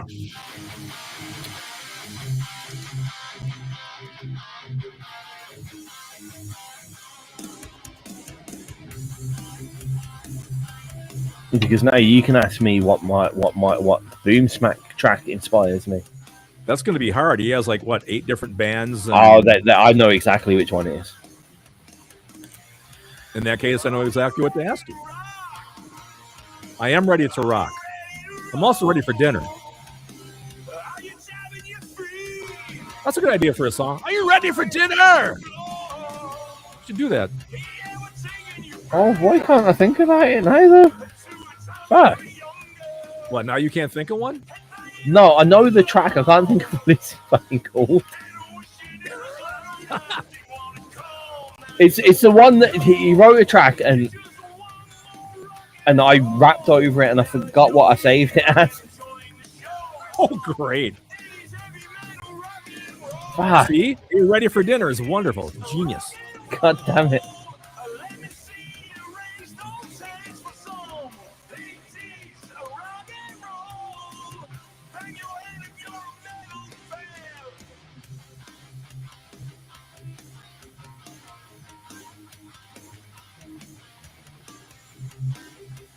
I found it. Okay, good. There we go. I hope it's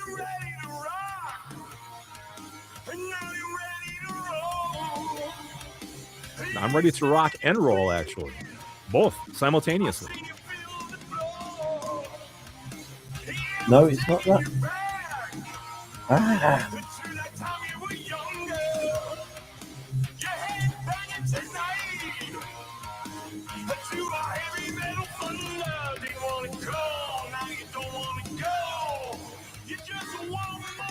What's that?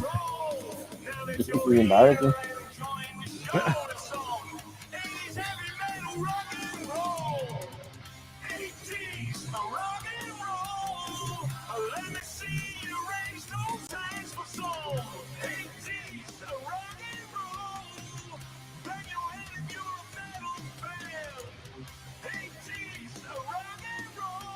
Oh, I'll do the other one.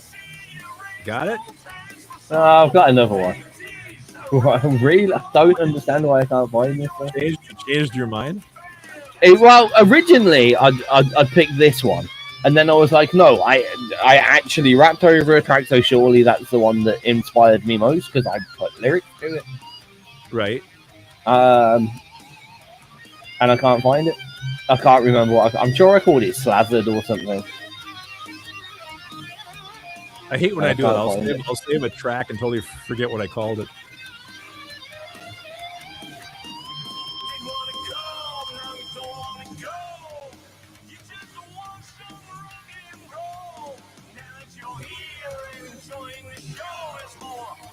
So I think next week's topic should be, who told you not to play music? No, next week we've got to talk about our compatriot and friend. We do have the Scott Halverson thing next week. Sorry, Scott, not to cut you off, buddy. I just spaced that out for a second. Let's just cut him off. Cut him off. Again, he said. Yeah, probably.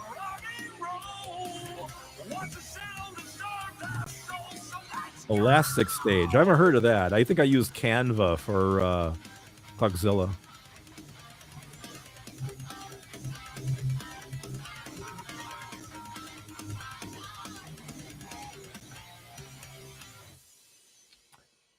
A little bit of record for your ear holes, 80s rock and roll. I was gonna try it because I asked Craig what record track inspires him most. I was trying to get Craig to ask me the same question. So I was going to ask you then, Tizz. So what Boom Smack song inspires you? Well, originally I was going to say Fuzzy Dice from our roller skates because it's a great piece of music and I really like it. It does make me want to make music and have ideas in my mind. And then I thought, realistically, there was a track called Halloween or something that Boom Smack did that under the guise of Candy Apple Black, and I put lyrics over it, and it was really good. Like, it was actually quite good. I remember it had I doubled up my lyrics over it, and at the start I go, "It's the doubler," and it's quite funny, and people enjoy it. Completely forgot what I saved it as. Can't find it anywhere. I thought I'd called it Slather or Slathered. Can't. No, Yeah, because I slathered all over it. I dribbled all over it. Yeah. I see. So I'm gonna go back to my original one, which I like a lot, which is called Fuzzy Dice for My Roller Skates, which is All right. funky and dubsteppy and amazing. All right. And I'm really annoyed I can't find the other one. There we go. Okay. Here we go.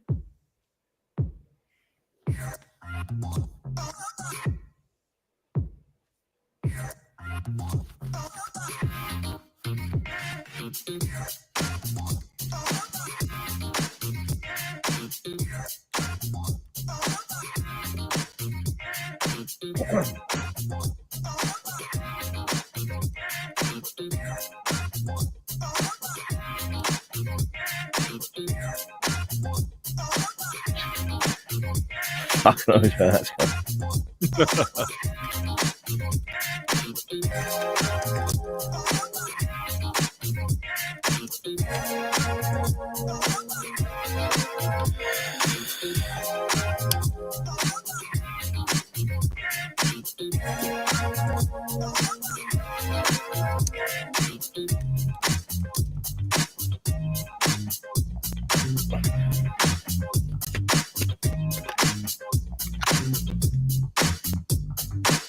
Good day.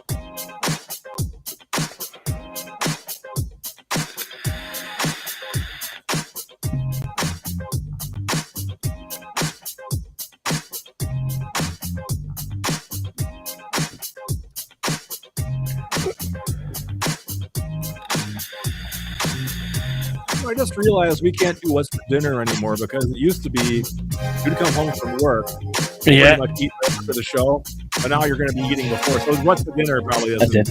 What was for dinner? What was for dinner? Yeah, really. That's true.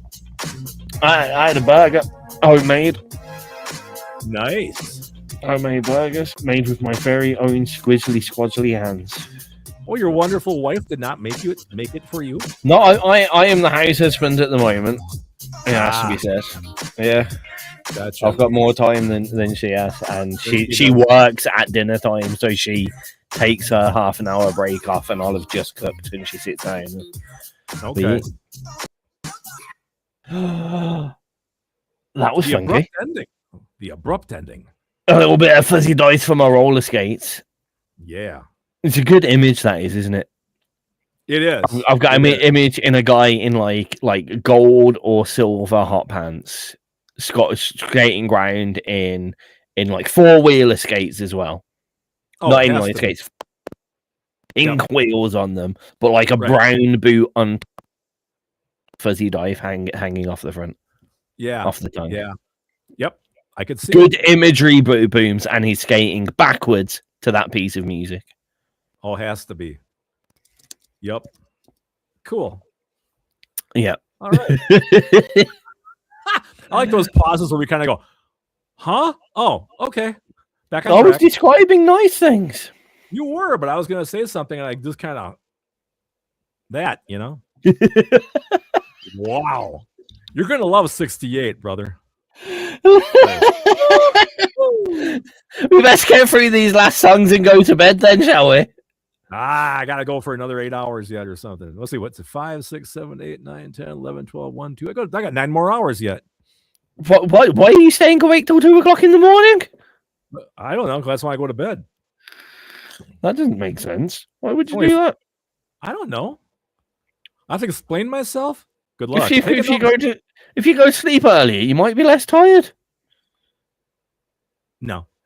That's the answer to that. No. Where's the Pepsi Max? Where's the Pepsi Max? More caffeine, baby. All right, so we have 20 minutes to say goodbye and to play music, and we got 3 tracks left to go. And we got 15 minutes of music and 20 minutes to talk. So, well, 5 minutes to talk. Talk about next week's show maybe a little bit. Well, that is important. Shall we get back on force, play the next track, and then discuss the next show? That sounds wonderful. I do. Our next track would be Shine by Brother Dynamite. Ooh, pretty. It is. I want a little bit of a change of pace here. When I was a child, my mother told me, don't let the bad times keep you down. Your day is gonna come, so keep your head up, son, and your feet firmly on the ground. Don't build a wall around your heart. Leave some room for love. And if it hurts sometimes, that's how you know you're alive. Live with your eyes open. Savor every Oh, don't you start now. promise that you'll always try I'm alive. to. Well, that's true. It is midnight for you or something. Oh, 11, 12. Okay. This world's in your light, just let it shine.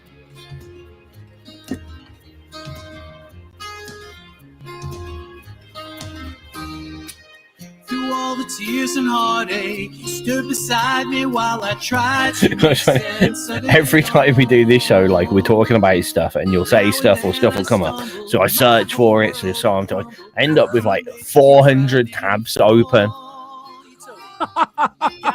That's not good. Got stuff from the Roland IMS 20. I've got that 14 terabyte retro gaming retro thing. card. Like, Yeah, don't close all that. You know, I suppose the hardest thing now would be, I'm going to assume I'll do a third bridge set list next week. How do you decide that? I mean, I would think I'd lean more on stuff where Scott sang, you know, because there was that stuff, and then the stuff where I was still third bridge, where it was just me. You know, I mean, there's a lot. you need why can't I think what it's called? Why can't I think of this? Seize the day. No, from I mean, Is it way back there? no, Really? starting no. Well, yes, it's the first one, Downtrodden. You got to start from Downtrodden, Oh yeah, because that'd be the very, very, very first thing. and then you got to have the Traveler. Then we had the last ever song, which was, oh my god, the last set of lyrics I ever did from him, where Cat was crying. What was that called? God, I'll have to look at the catalog. Oh, I don't feel that. And the one where Mega Child. You got to have Mega Child. I have Mega Child. Scott's on that.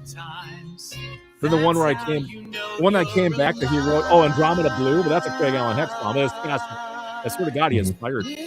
Yeah, so yeah, definitely. It was Sail Away was his lyric in my music.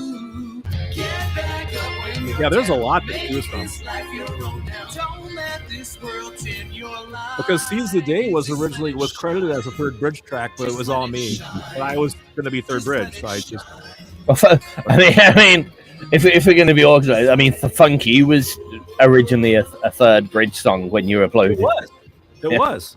Yeah, then I just said, it's me. And I've only got 7 songs to do it with. So I was like, man. Oh, well. I'll come up with something. Shine, Brother Dynamite here on XRP Radio. You've been listening to the Craig and Tiz show. We got a couple more tracks, but almost more importantly, for the first time in a long time, we've got predetermined plans for next week.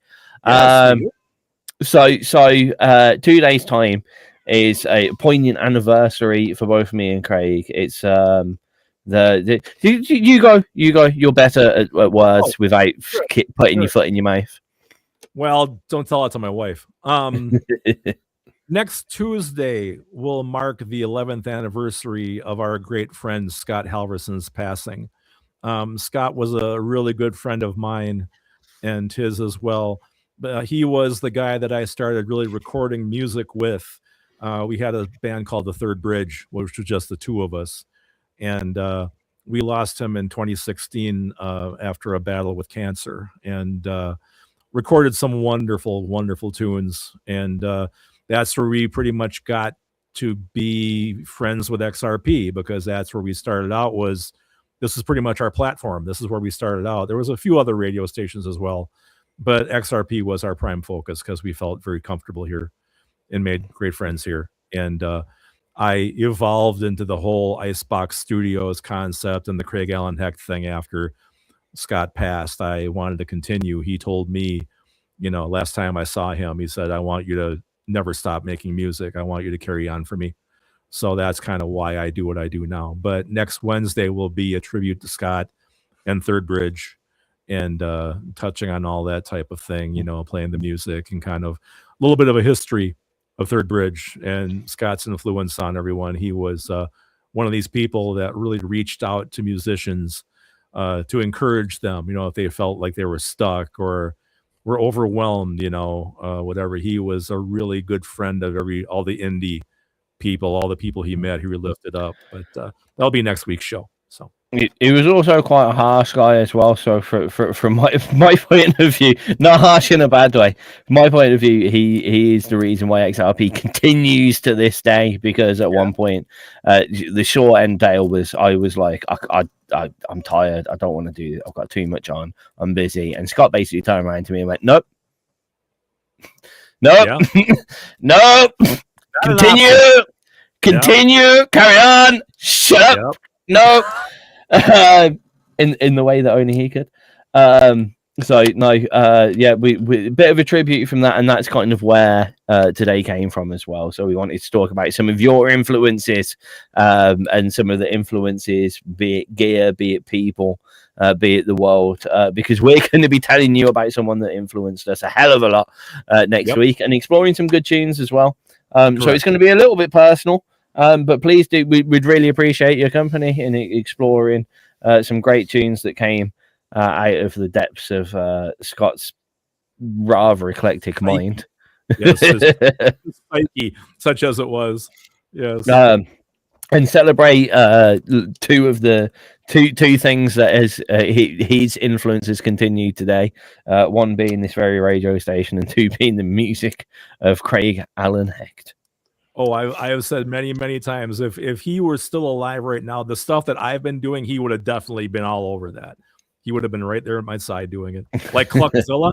Oh, he would have loved Cluckzilla. Yeah. We would have been for sure together on that one. If we're being honest, I feel like there may be a third video screen on this. Actually, you'd probably be sitting next to you right now. Who are we kidding? Yeah, definitely. Yep. So yeah, tune in for our little, for want of a better word, the Scott Halverson special, and I can already see the grin on his face from me saying that next week. Right. And yeah, it's a little bit it's going to be a little bit different, less of the complete weirdness, and something a little bit personal that we'll be sharing with you as well. So if you like that little insight, please do come and join us. Yes, please do. For Craig fans, we literally have pretty much the exact amount of time that we need to play the rest of the tune. So it's going to be a bit of a back-to-back to finish off the show. Because, we literally need to play them now. Would you like to introduce them? Actually, no, I'm going to say goodbye, and then you can say goodbye and then introduce them, and that makes sense. Wonderful. Got it. Wicked. Pleasure to entertain you all for the evening. As we said, we'll be back with the SHS, the Scott Halverson special Craig and Tizz show next week. I'm overrating it because I know he would enjoy that. We will be doing a tag show. We had a bit of a website domain problem last weekend that I had to fix to make sure the website was secure for all your passwords and all that kind of, payment details for those that buy music on XRP and stuff. Weirdly, our domain provider just switched. They sold their company to another one, and we just had to make sure that our security certificates are all up to date and sorted. So we did all that for you. But that's all sorted, so the tag show will be going on perfectly from next week, and I hand over to Craig. All right. Well, as always, thank you all so much for tuning in. Thank you for participating in the chat box. Always so good to have fantastic textual conversations with y'all. And we'll see you next week for that special show all about our friend Scott. And our last two tunes today is a track called After Dome by a band called After Dome. And our last song is from Baba and His Black Sheep. It's a track called Bizarre Buffet, which won the 2025 Boom Smack This Happenings Award for the weirdest song of 2025. That is some claim to fame. That will be the last song you're going to hear today. But again, thank you all for tuning in. We'll see you next week. See you later, everybody.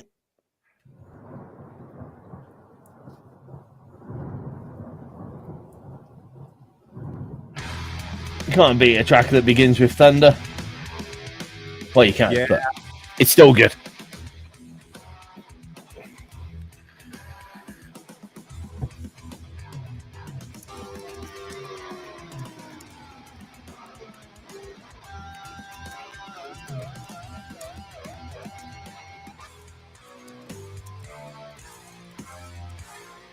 Da, da, da.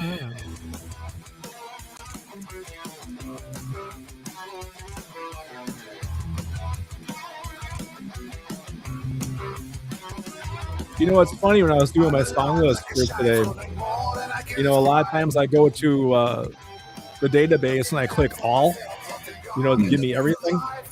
And this time, when I went way back, it would say song not available for preview. I've never seen that before. That was new.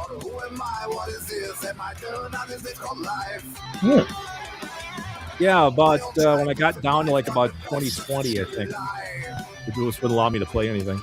Which is, I've seen that happen before. You get a certain distance out, you can't play anything. But I never saw an error message before like that. That was different. Have a little look. Yeah, go like far back as you can.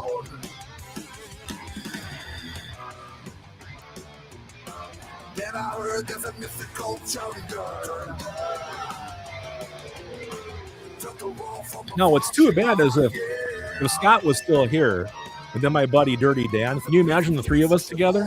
Well, that would have been. Imagine the stuff we would have came up with. I look back on many times and wish I'd made more creativity with people that have been available. Yeah. Or wish people had met earlier. Time is funny like that, isn't it? Time's a bitch. It is a bitch. Here we are. Hey, man, you know, you're given a day. Do what you can with it. That's how I look at it.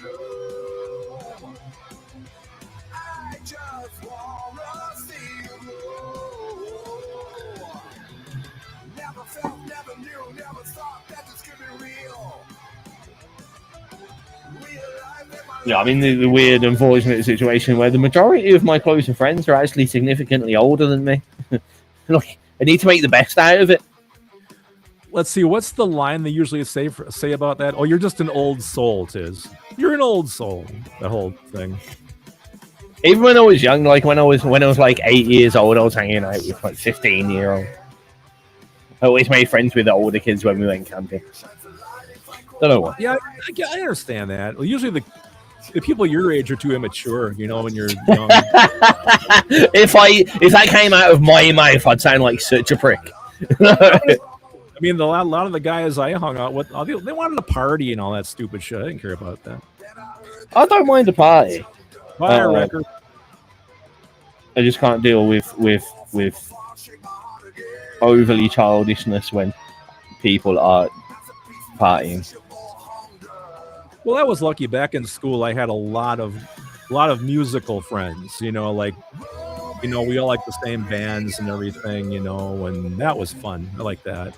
I had a lot of good musical friends in school, but we all very much went separate. Like everyone went to different colleges and stuff. So yeah, and there was a few friends that I hung around with, but they ended up going to Europe and stuff. So the part where I really feel our age difference is when you talk about stuff like, I'll talk about being in school, right, and being like a sophomore or a junior in high school, and I'll tell you, well, that's when the first Ramones album came out, or You know, or like the first the Sex Pistols came out, or you'll go, my God, how old are you? You know, but that's when the first Queen album came out when I was a junior in '73. You know, and that's where I really feel the gap then. Yeah. Here's me measuring my age in Harry Potter films. I know. I saw the first Star Wars, for God's sake, in '77. You know, it makes me a relic. That's a crazy thing. Like the Harry Potter films, like the kids in the Harry Potter films were my age when they came out. Yeah, that's how it was designed. But then when I talk to you, I don't think of you as someone younger than me. I just think of you as my equal, age-wise. I don't even think about that. In day-to-day conversation, I say it so many times, like, everyone's the same age as me, and I'm 21. Well, I feel the same way. I will tell you this. When you get older, the number scares me, because then you start to understand you don't have as much time ahead of you as you did behind you. That bothers me sometimes. You know, I try to think about time more in blocks. So like instead of being like, oh my God, I'm 36. I've wasted 36 years of my life. It's like, well, no, because from 1 to 5, I couldn't have done anything exciting. From 5 to 15, I had to educate myself to make my life go forward. From 15 to 25, I had to settle myself into a work like situation. Right. So realistically, I've had 10 years of my life to make as good as I could. Right. And if I think about it that way, then it's less scary, because it's less like, oh, I've got 36 years behind me and I could have another 36 years in front of me. I've had 10 years of livable doing what the fuck I want to do with my life, and that means I've got 36 more. I can do that again almost 4 times. Wicked. Yeah. I've always used the road analogy, which I know is really corny, but it's true. We're all on the same road and the same path. I'm just much further down the road than you are. That's all. I'm towards the end down here. You're in the middle someplace. That's fine. Like I said, when you look at it in periods, it's just like you've used different. Like, I don't expect in my old age I will be as musical as you, honestly. Mm-hmm. I think I'll be sitting in tapas restaurants drinking wine and being a lazy bastard and enjoying and like I have addled my brain with work and business and making other people happy and trying to make music a thing, that when I get to fucking kind of retirement age, I am going to be sitting on sun ranges doing shit fuck all as much as possible. I'm going to be doing the same thing as my dad and you, maybe one radio show a week and John Peel into the masses. Yeah. No, I'm 68 and I'm still writing music. I'm still gaming. Nothing's ever going to change there. I mean, I need to do those things. Otherwise, I'd just be staring at the wall or something. Of course I can serve you. It is my pleasure. Yeah, I think it's important not to look at things in different people do different things at different times. I had the luck of being able to avoid kind of employment work until the past kind of 2 years, really. Now, other people didn't get to do that, so I'm going to be doing this employment work a lot closer full time to my 60s, 70s than I wanted than other people might have done. But then again, I got to settle a little bit of a mini empire to sit upon whilst I'm doing all that to keep myself happy in the background. So yeah, everyone just does shit at different times. I think, looking at it as time before or after you is just, it's better to look at it at globules of stuff that you've done through your life and globules of stuff that you want to do in your life. And if you've got more globules of stuff that you've done behind you than in front of you, happy days. You're in good shape. Yeah, I've really learned that, you wake up every morning and you're on the right side of the grass, right? So you just make the best out of that day. That's all you can do, Yeah. God, this song is weird, isn't it? Yeah.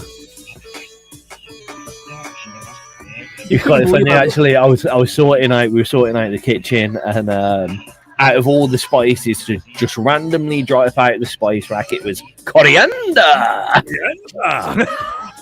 And as soon as it fell down with the word looking up at me, and that's what coriander is what I had in my head. I know I always tell you this story, but I wish you could have been here in the studio because he's standing behind me on the mic, and I'm pushing the record button here. And that's when he goes, "How about some couscous?" And I almost just broke out laughing hysterically. I'm surprised underneath that the audio, there's just not artifacts of you going. I'm back here chuckling. Yeah, man, that was so funny. Coriander. What a nut. He's a good guy, though. The nuttiest people are. I agree. I think crazy people don't have time to be bad. That's a great quote. They're too busy being weird as fuck. Too busy being weird, yeah. And trying to get everyone to see them being weird as fuck. Right. Everybody that's been watching on the live stream, thank you so much. It's been a pleasure to entertain you all for the evening. Do catch us next week. Goodbye. Bye.